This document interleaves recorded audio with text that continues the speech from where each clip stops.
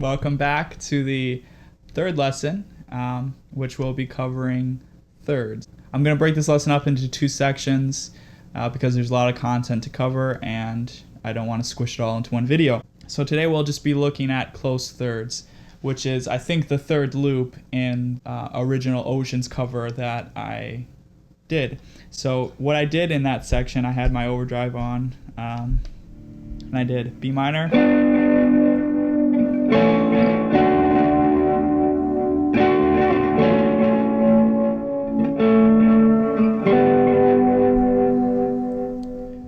and I hope right away you're able to see some similarities to things we've already done. So we had the F shape that we covered in the first lesson, and then in the second lesson we droned the D, right, and just picked out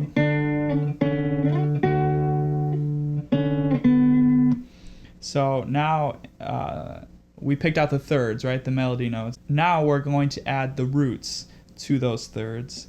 So B minor, right, third, A major third, D major third, A major third, G. A major key, so we have, in this case, we're in the key of D. D is major, so the 1, 4, and 5 are all major chords. So we have a D major, G major, and A major, right? The minors of that key, and the key of D, would be E, F sharp, and B, which that is the minor of the key, the minor chord of the key that we have, and that's what we started on. We started on a B minor. That's just general knowledge that is useful to you. I assume you already know that if you're a rhythm guitar player, but I just want to make it clear if it's not. So we started off on the B minor.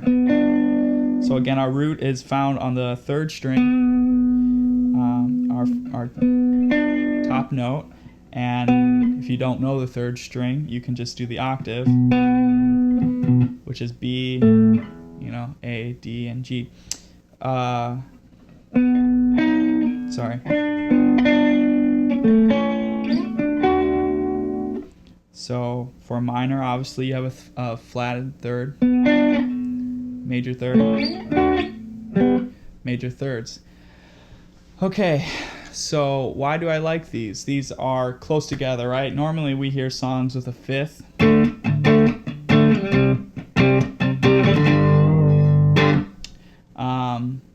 That doesn't have a major or minor feel. It's just the 1 and the 5. But when you do when you just do two notes of a third, right? Just the root and the third, you're able to add more emotions into it, more of a feel to it, because it's either major or minor, right? On the the third and fourth strings, which are where we're covering, which is where I covered in that song.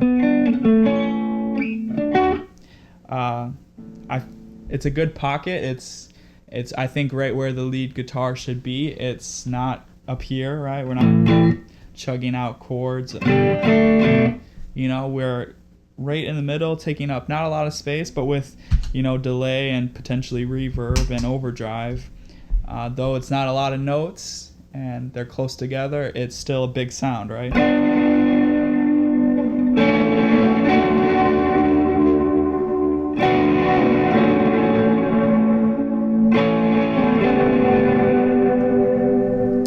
All I have on there is a delay and my reverb and an overdrive pedal, obviously.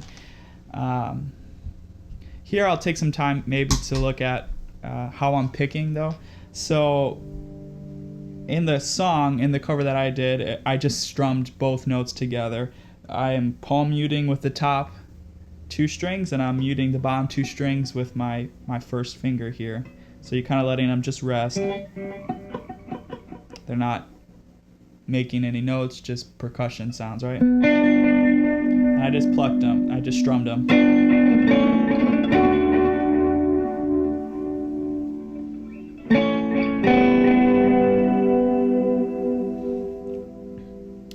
But you can also, like what I did in the intro, I showed you both. I tried to. You can pluck them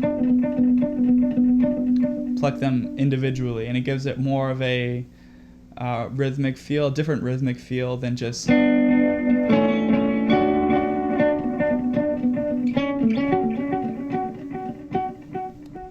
how I'm strumming that, I have a dotted eighth note setting, right? So I just stomped on my delay, the tempo. I tapped the tempo in. If you don't have that, just set your delay to that speed, and that speed really will take you most places. That's what when I had just a regular analog pedal that couldn't tap or anything, I just basically left it around that speed, and you can get dotted eighth note sounds in most songs. But how I approach dotted eighth note setting is I can be on top of it, or I can kind of be behind the delay. So here's what it sounds like and looks like to be on top of it more. It's like.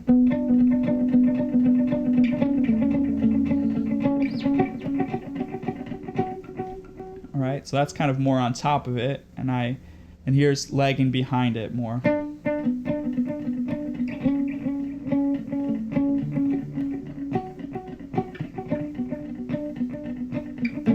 So I'm picking less. I'm letting the delay come forward more by not being on top of it, like I was before. Here's what it sounds like without me picking, so without the delay. So I'll start with the delay on, and then I'll kick it off.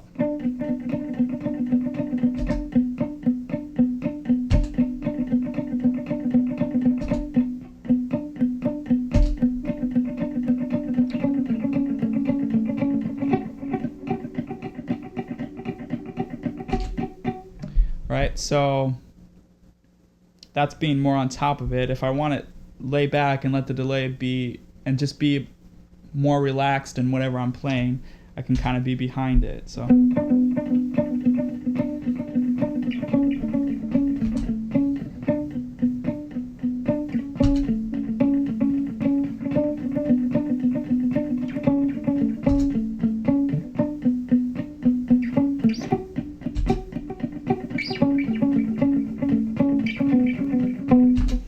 I hope you're able to hear what I'm trying to show you. It's just how aggressive you pick, basically. This is a feel thing that you're just going to have to work on. It should come fairly quickly if you practice regularly. So I think we covered everything we needed to for this lesson. Quick review there: the minor shape, major shape. So these obviously can go up a set of strings. So we're on the fourth and third. We can go up to the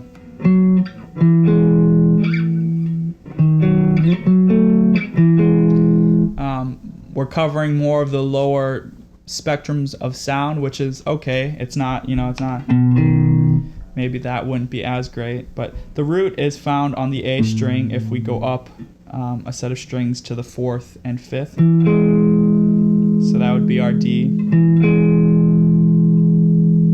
And on the third and fourth strings, this is our D.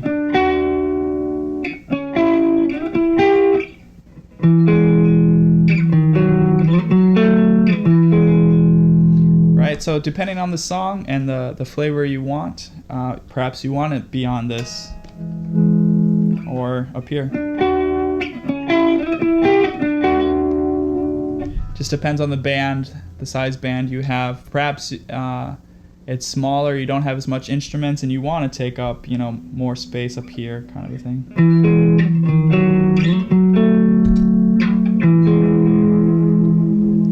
And that'll just be for you to decide. But that's all I have for you today. If you have any questions, please feel free to ask, and come back for part 2, lesson 4 of this series. See ya.